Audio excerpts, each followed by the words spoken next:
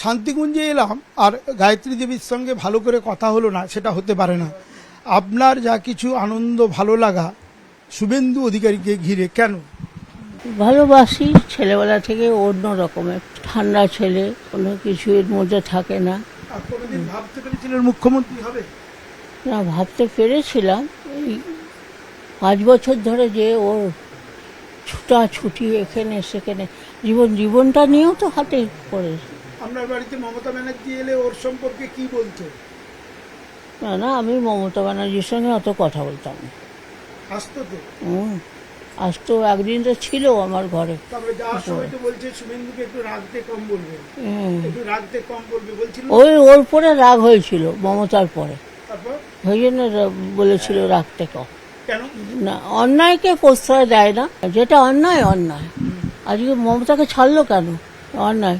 এই যুব প্রেসিডেন্ট করেছিল তো শুভেন্দুকে, রাতারাতি ভাইপো হয়ে গেল। শুভেন্দু কি খেতে ভালোবাসে? ইলিশ মাছ খেতে ভালোবাসে, আর মুসুর ডাল, পোস্ত বড়া, পোস্ত, তারপরে পোনা মাছ খেতে ভালোবাসে, চিংড়ি মাছ খায় না, আর চিকেন। টিভিতে দেখছিলেন? হ্যাঁ, কি দেখছিলেন? দেখলাম শপথ নিল। তখন বুকটা কি হচ্ছিল? তখন চোখে জল এসে গেছিল। কি বলছিলেন মনে মনে? রত্নগর্ভা কি বলেন আমাকে? রত্নগর্ভা। কেন বলেন আপনি নিজেকে? রত্নগর্ভাই তো বটে আমি। কেন? আমার কোন ছেলেটা খারাপ?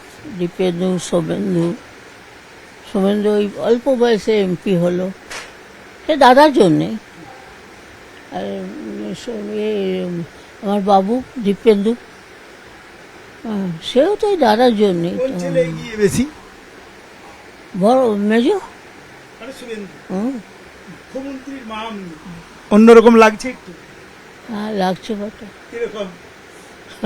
খুব আনন্দ হচ্ছে, আর কিছু না। খুব ভালো থাকুন।